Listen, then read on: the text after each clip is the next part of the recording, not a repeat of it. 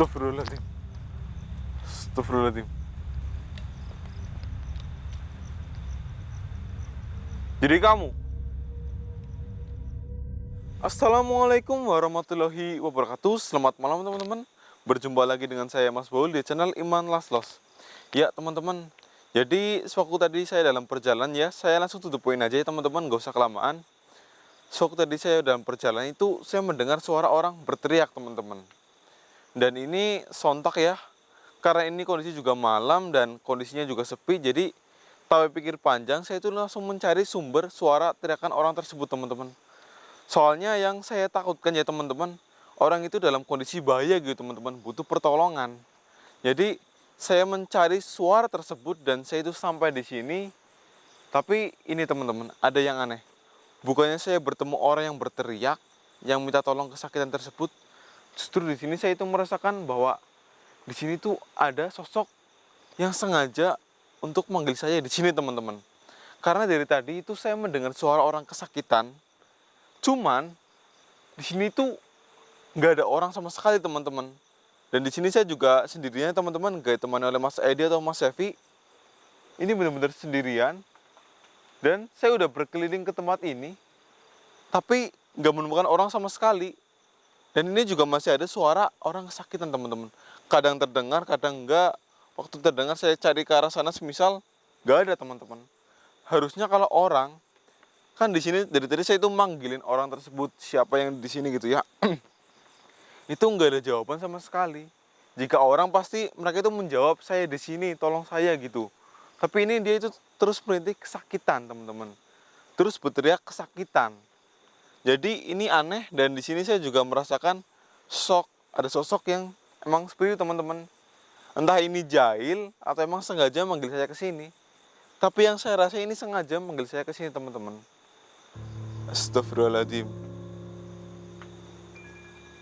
Nih, nih kan nih. Ini auranya aja ini masih terasa teman-teman.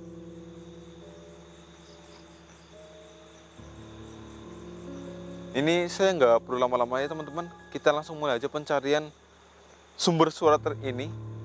Kalau misalnya ini sosok, langsung kita tanyakan apa tujuannya ya teman-teman. Tapi ya semoga aja, kalau menurut saya sih kemungkinan persen ini bukan manusia teman-teman. Cuman kita harus berpikir positif gitu teman-teman, supaya kita itu nggak ya menganggap ini sosok-sosok bukan gitu teman-teman. Oke, Bismillahirrahmanirrahim. Kita mulai dengan baca basmalah teman-teman. Bismillahirrahmanirrahim. Ini saya ke kamera teman-teman. Bismillahirrahmanirrahim. Ini bentar, saya pakai tasnya dulu. Nah, ini teman-teman nih, bisa dilihat juga ya ini kondisinya nih. Ini sepi ya. Tadi saya udah ke sana, cuman sama aja teman-teman. Walaupun sumber suaranya tadi saya dengar dari sana, saya deketin ke sana itu benar-benar gak ada orangnya. Justru malah saya itu tadi melihat ada sekelebatan berbentuk orang teman-teman. Nauzubillah min dzalik ya. Dan ini juga kondisinya tadi habis gerimis ya, walaupun bukan gerimis yang deras. Tapi saya akan coba ke sini. Karena dari tadi saya juga agak tertarik ke sana. Tapi kita lihat ntar nih, kalau rimbun ya saya nggak ke sana, soalnya takut teman-teman ini lokasinya itu nggak saya ketahui, lagian juga ini rimbun, takut ada ular atau gimana. Seperti betul teman-teman. Ini kalian dengar gak? Ini saya mendengar suara rintihan orang kesakitan lagi. Dia merintih dan berteriak kesakitannya teman-teman. Allahu Akbar. Assalamualaikum. Di mana kamu? Assalamualaikum. Di mana kamu?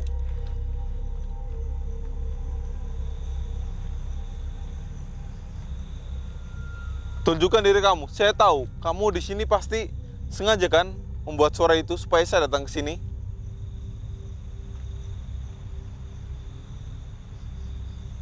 Tunjukkan diri kamu berada sekarang.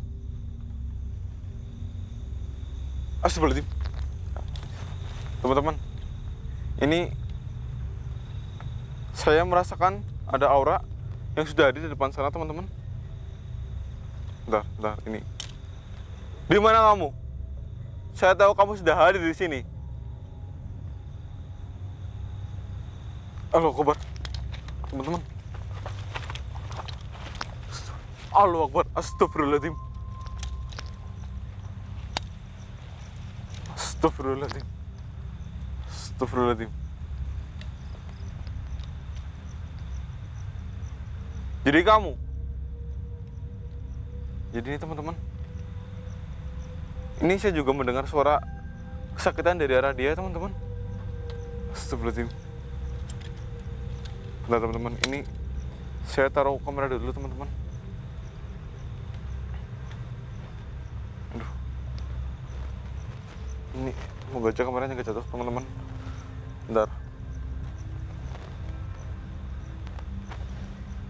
Ini bahkan dia tuh sekarang masih merintih kesakitan, teman-teman. Bismillahirrahmanirrahim.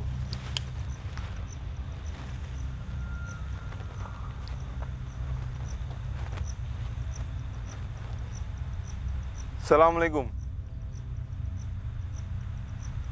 Assalamualaikum.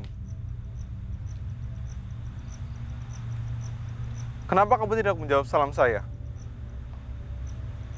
Kamu nggak tahu? Oh, kamu tahu cuman nggak bisa menjawab salam saya. Astagfirullahaladzim. Siapa kamu? Dan kenapa kamu tadi berteriak serta merintih kesakitan? Kamu sengaja melakukan hal itu?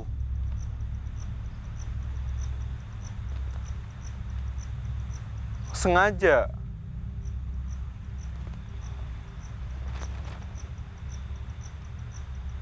Apa tujuan kamu sebenarnya?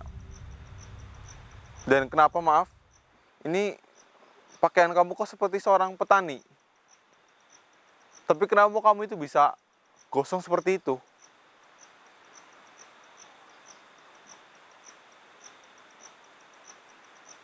Kamu memang seorang petani.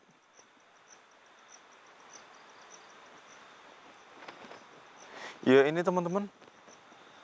Jadi dia itu seorang petani, teman-teman. Hah?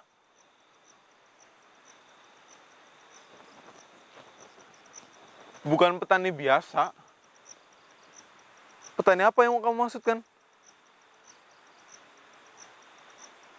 Astagfirullahaladzim. Jadi ini teman-teman. Jadi si bapak ini ya, dia itu seorang petani, teman-teman. Dan dia ini yang tadi merintih kesakitan, berteriak kesakitan sehingga membuat saya itu kesini untuk mencari bapak ini. Dan ternyata bapak ini seorang petani, namun ya teman-teman, dia ini bukan petani pada umumnya, teman-teman. Bukan petani padi dan petani kebun, tapi dia ini petani tanaman terlarang, teman-teman. Yaitu petani ganja, teman-teman. Astagfirullahaladzim, nauzubillah min dzalik. Pak, Bapak kenapa bertanam tanaman terlarang seperti itu, Pak? Terus juga Bapak itu belum menjawab saya kenapa muka Bapak bisa gosong seperti itu, sedangkan tangan Bapak dan kaki Bapak ini masih utuh seperti manusia. Padahal kan Bapak ini udah meninggal, udah jadi arwah kan, Pak? Hah? Muka Bapak terbakar. Terbakar kenapa?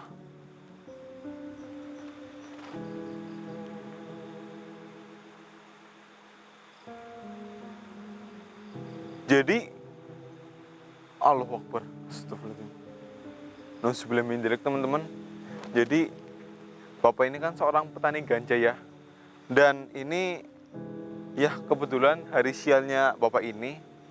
Ya pastikan jika kita itu berbuat sesuatu yang salah, suatu saat nanti akan terbongkar, teman-teman. Walaupun kita udah menutupinya dengan sangat-sangat baik, ya yang namanya salah ya pasti akan terungkap, teman-teman. Seperti Bapak ini. Dia ini petani ganja, dan dia itu menanam ganjanya itu bukan secara terang-terangan, teman-teman. Jadi Dia ini kan berkedok petani kebun biasa. Nah, jadi di setiap tanaman kebunnya, semisal ini tanaman satu, tanaman dua, itu di tengah-tengahnya itu ada satu pohon ganja diselipkan gitu teman-teman. Biar tersamarkan. Jadi warga dan yang lainnya itu nggak tahu jika itu ada pohon ganjanya. Karena yang mereka lihat itu adalah perkebunan kebun biasa. Tapi yang sebenarnya itu ada pohon ganjanya di tengah-tengahnya teman-teman. Dan karena ini kan gimana ya bilangnya ya, dia ini kan kebun biasa ya, petani kebun biasa. Itu warga itu curiga sama dia karena dengan hasil dari petani kebun biasa, petani kebun kecil itu, warga itu heran dia itu bisa membeli mobil, bisa membeli apapun, harta, punya harta yang banyak melimpah. Padahal jika kita lihat dari hasil kebun yang kecil itu nggak mungkin teman-teman. Dan warga itu udah mulai curiga. Jadi warga itu kayak ini ya teman-teman, mencari tahu semua yang didapatkan itu dari mana teman-teman. Ternyata ada warga yang berhasil menemukan barang bukti berupa tanaman ganja teman-teman. Tapi gimana? Dalam bentuk udah dijual, udah siap dijual gitu. Jadi ada satu warga memergoki bapak sedang bertransaksi. Astagfirullahaladzim. Terus warga itu lapor kepada pihak yang berwajib.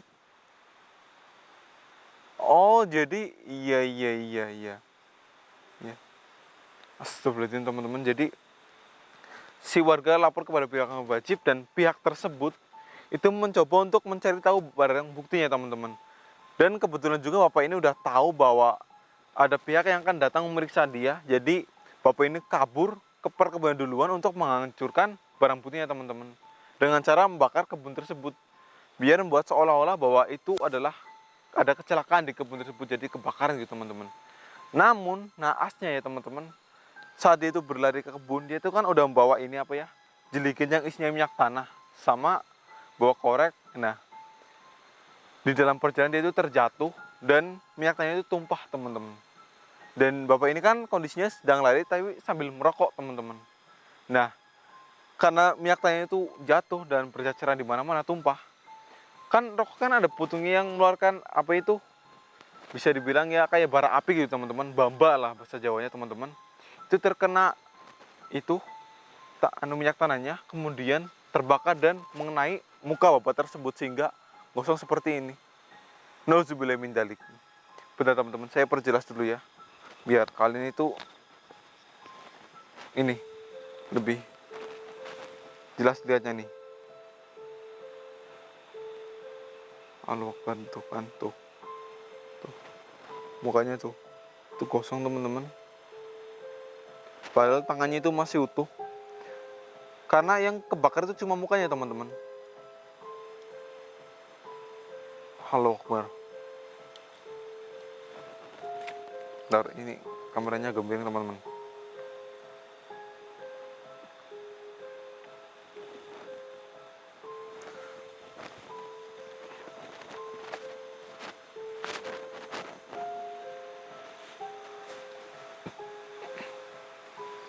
Terus kenapa bapak masih di sini pak?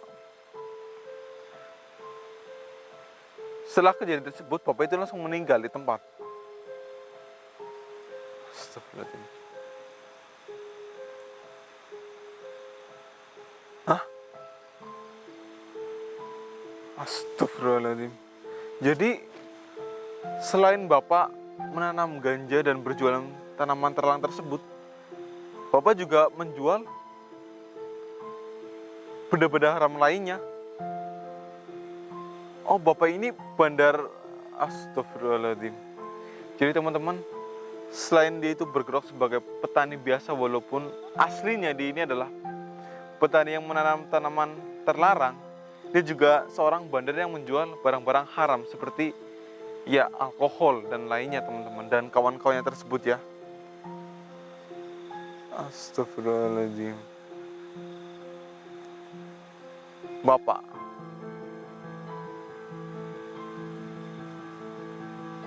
Bapak sangat menyesal sekarang. Terlambat pak, bapak itu menyesal udah terlambat sekarang pak. Harusnya dari dulu Bapak itu sadar. Bukan malah sekarang waktu setelah Bapak itu waktunya nggak bisa bertobat lagi, Pak.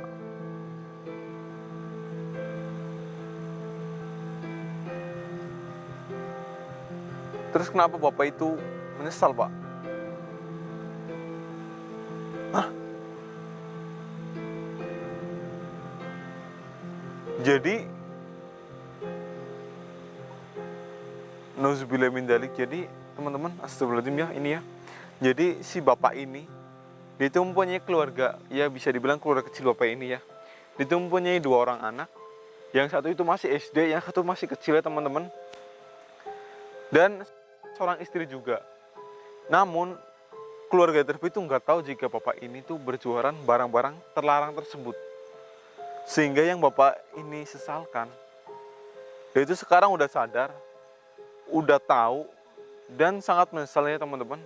Karena sewaktu dia hidup, Bapak ini tuh memberikan uang haram kepada keluarganya tersebut teman-teman. Tapi Pak, kenapa Bapak sewaktu dulu masih hidup nggak cari kerjaan yang halal aja Pak? Kerjaan yang halal itu banyak di luar sana loh Pak.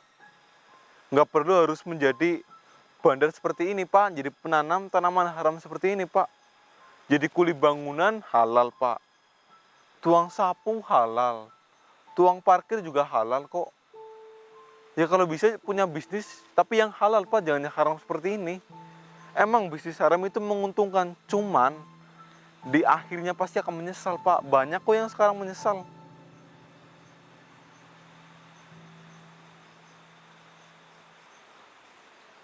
Jadi itu yang Bapak sarankan. Bapak menyesal bahwa jika keluarga Bapak kecil tersebut itu akan dirundung sama masyarakat gara-gara Bapak ini seorang ya bandar tersebut Pak. Astagfirullahaladzim. Ya udah Bapak nggak usah takut. Ya. Nanti saya akan mencoba untuk mencari tahu keluarga Bapak. Saya akan melihat di sana apakah keluarga Bapak itu dirundung atau tidak. Dan jika keluarga Bapak tersebut dirundung, saya akan bela mereka. Tapi secara ya Pak, di Indonesia itu nggak ada Pak kayak yang perundungan kayak gitu Pak. Pasti mereka juga toleransi lah Pak. Ya, ya. Baik Pak. Sekarang Bapak sudah bertemu saya kan? Saya sudah mendengar apa yang Bapak mau. Lebih baik sekarang Bapak itu tenang, nggak usah lagi berkeliaran di sini ya Pak. Ya, Bapak itu tenang. Ya, bentar teman-teman, ini saya rasa ada sesuatu hal yang harus saya lakukan di kamera. Bentar, ini saya harus. Yaudah teman-teman, aman nih. Yaudah Pak.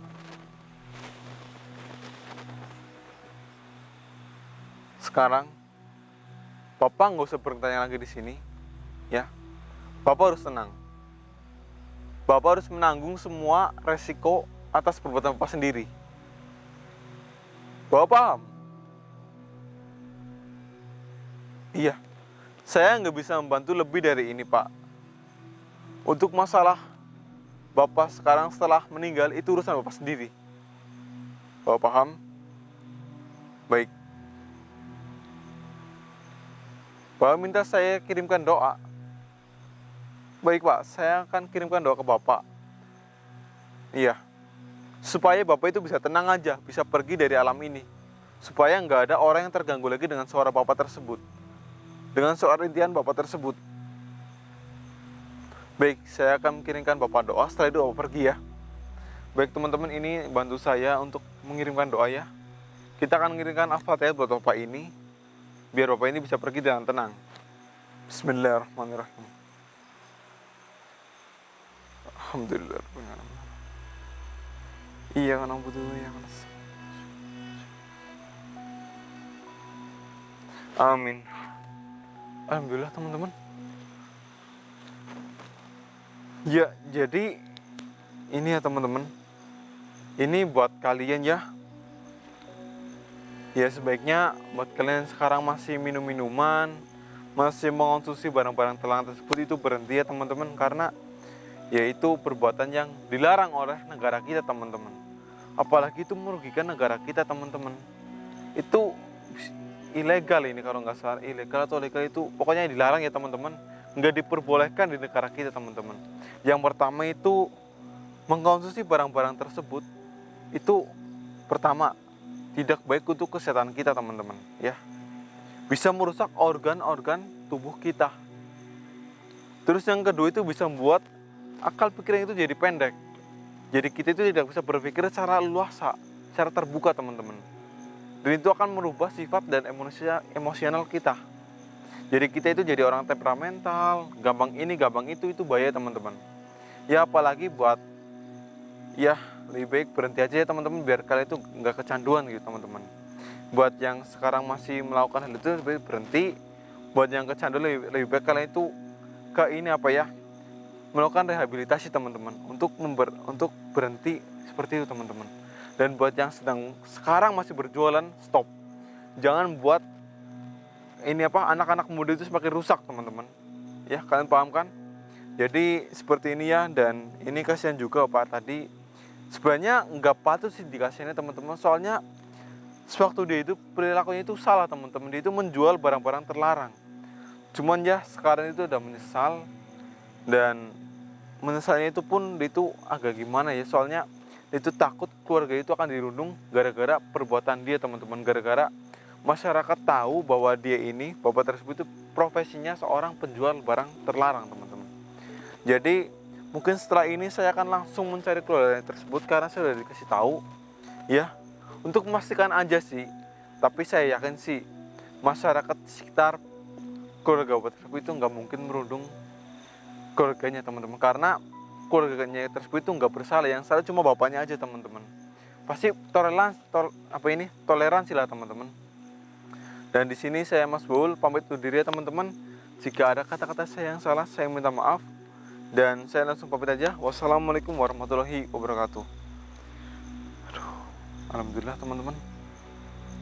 Yaudah, ini saya langsung cabut aja teman-teman, langsung kembali ke mobil.